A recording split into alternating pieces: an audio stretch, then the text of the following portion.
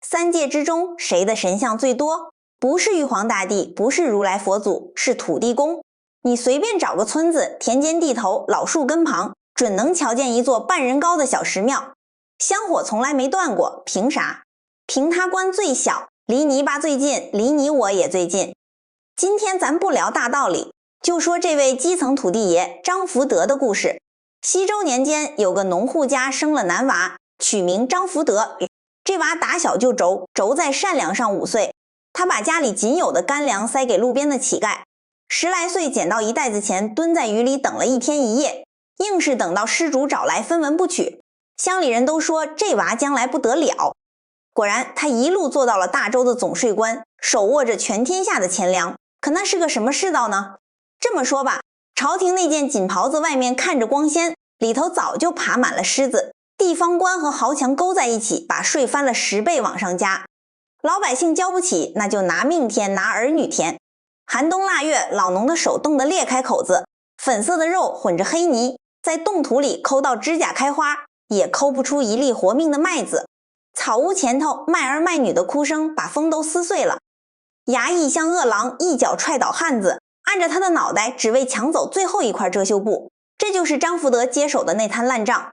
他翻开账本，闻到的不是墨香，是锈味儿，是血腥味儿。满朝文武都装瞎，捧着玉碗喝百姓骨头熬的汤，张福德不喝。地方豪强送来见面礼，1200两黄金，外加顶级的绸缎。金条砸在桌上，光灿灿的，像毒蛇的眼睛盯着他。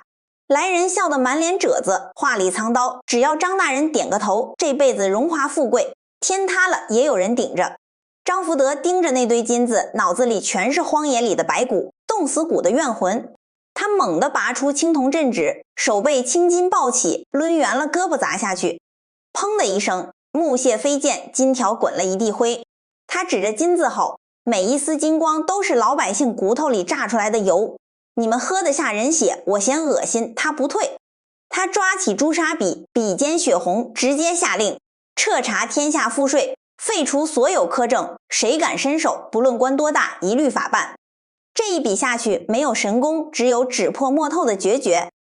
他把自己的命拍上了赌桌，百姓得救了。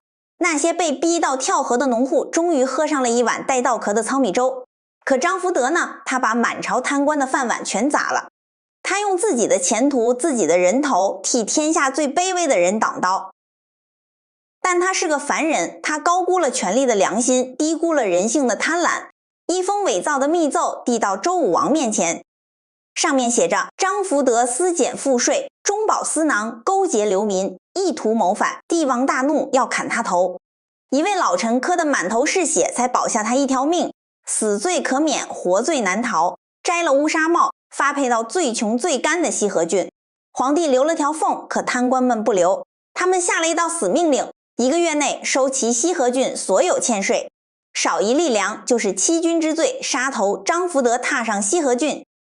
迎面不是风，是热浪，是臭味，是滚烫的沙子。大地旱得裂开半尺宽的口子，树皮被啃到发白。一个瘦成骨架的母亲抱着头发枯黄的孩子，眼睛空洞地盯着他。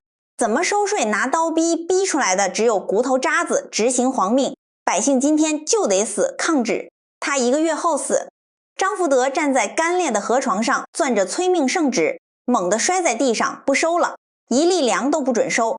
他砸开随行的箱子，里头没有官印，是他10年为官的俸禄和变卖家产，全换成糙米。开仓施粥，光有米不够，没水也是等死。他一把扯下绸缎长袍，光着膀子抄起铁镐，朝那些等死的灾民吼：横竖是个死，跟我往下刨，刨出水咱们活，刨不出这条命算我的。他第一个跳进死坑，抡起铁镐砸向冻土，火星四溅，1下2下10下，虎口震裂了，血泡磨破了。白天刨土，晚上跟难民挤在破庙里喝野菜糊糊。1个月下来，堂堂朝廷大员瘦成叫花子，满身烂疮，但他们挖出了水，活水顺着沟渠流进干涸的农田，西河郡活了。可张福德知道，这水里淌的是他倒计时的命。他拿家产换百姓的肚子，拿命换生机，却抗了圣旨。他把谋反抗旨的枷锁套在自己脖子上，等着屠刀落下。他不知道的是，当夜一群死士摸到了水渠边，他们往粮仓里砸火油，上千斤糙米烧得噼啪响。他们把死蛇、烂耗子、牲畜内脏倒进水渠，再填上黄土，活活掐断那条活路。更毒的是，他们散布谣言，火是张福德自己放的，他把粮食囤起来，就等着饿死你们，拿你们的命换他的官。饥饿冲昏了头，流言吞掉了理智。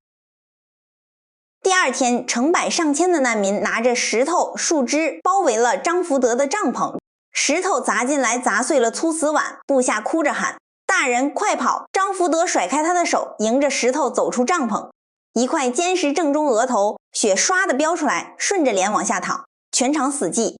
他连血都不擦，指着废墟吼：我张福德生为大州官，死为西河鬼，这盘死局我今天偏要以身为子，砸碎给老天看，绝不退半步。他推开人群，踉跄走到被填满的臭水渠边，跪在烂泥里，用指甲翻开的双手一块一块往外掏臭泥。百姓们看着这个满头是血的大官，像被冷水浇醒。不知谁喊了一声：大人不是那种人，他是拿命救咱们啊！难民们红了眼，纷纷跳进沟渠，用手刨，用肩膀扛。水渠再次挖通的那一刻，天上炸开一声惊雷，积攒数年的大雨像银河倒灌一样砸下来，百姓在泥水里疯了一样欢呼。传说中几道水桶粗的紫雷劈下，精准地砸中那几个豪强的宅子，大火烧了3天3夜，渣都没剩。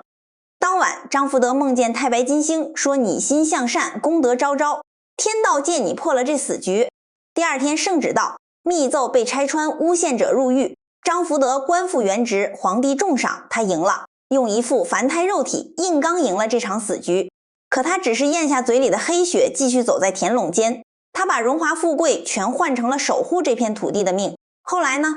后来他活到102岁。那天他坐在掉了漆的木椅上，看着窗外的麦浪，静静闭上了眼。他这把撑在穷人头顶的伞折了。接替他的新官叫魏超，是个活脱脱的吸血虫。他不敢明着推翻张福德的铁律，就玩阴的，巧立名目，逼老百姓自愿捐钱。衙役换上便衣，像疯狗一样冲进村子，抢走最后一头耕牛，端走刘种的糙米。谁敢反抗，就是一顿闷棍。整个西周底层又变成了炼狱。有一户人家，当年在西河郡就靠张福德的糙米粥活了命，如今又被逼到绝路，高利贷翻上天，最后2亩田明天就要被豪强抢走。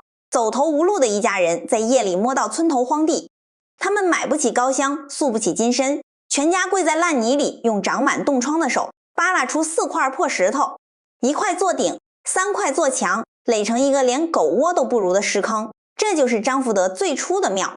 他们对着那堆破石头，把脑袋磕得砰砰响，撕心裂肺地喊：张大人啊，您生前护着我们，如今您走了，这吃人的日子没法过了，求您显显灵，救救我们吧！这哭声没散在风里，而是一路扎进了幽冥界。此时的张福德正站在轮回路口，他生前积的功德够他投胎做帝王将相，或者飞升天界当散仙。他大可以拍拍手走人，这烂摊子跟他没半毛钱关系。可他听见了那4块破石头前传来的哀嚎，他停下脚步，回头看了看那条金光大道，又低头看了看那片被黑暗笼罩的人间泥沼，没有犹豫，猛地转身，背弃通天大道，一头扎进了最脏最贫瘠的泥土里。他不走，他放不下这群苦命人，可不入轮回，魂魄很快就会在罡风里灰飞烟灭。他这是在拿永生永世的灵魂去赌。他对着天地发下宏愿，既然满天神佛高高在上，听不见底层的哭声，那这活我来干。我不做天仙，我就做泥巴地里的村神。只要世上还有一个穷人吃不上饭，我张福德生生世世守在这4块破石头里，绝不超脱。发愿那一刻，那缕掺着泥土腥味的劣质香火死死缠住了他快要散掉的灵体。有了百姓这口香火，他就不散不灭。百姓的信仰成了他最硬的铠甲。第二天一早，神迹来了，一场夜雨刚好浇透了那户人家快干死的秧苗。家里的老母猪一窝生了10几只肥崽，高利贷还清了，日子红火了。那个要来抢地的豪强，半夜喝醉酒坠马摔断腿，还被抓进了大牢。消息传开，百姓疯了。他们发现原来有个神，不用金身，不用跪香，只要诚心，哪怕对着一个破石坑，一众木屑搓的土箱，他都会在泥泞里伸手拉你一把。可天灾还在后头，旱灾、水患、蝗灾、瘟疫一波接一波。张福德孤零零站在4块破石头里，听着四面八方的哭嚎。他知道按常理这种大劫他挡不住，可他不认。他定下3界最不讲门槛的规矩，不要三牲，不要金像，一个破碗，一碗井水，一柱树叶搓的土箱，只要你跪在田间地头，冲泥巴的磕个头，他必应。他教农户找水源，化作微风吹散蝗虫，把自己浑身的功德掰碎了，化成春雨。可天下这么大，他一个人怎么顾得过来？他做了最决绝的事儿，他把自己的神魂像砸镜子一样，狠狠砸成千万片。他不再需要固定的庙，不再需要金身，只要大地上任何一个角落有一个农户的念头里闪过他的名字，他就能感应到。他让自己碎裂的灵魂扎进烂泥里，混进牛粪里，沉入稻田水底。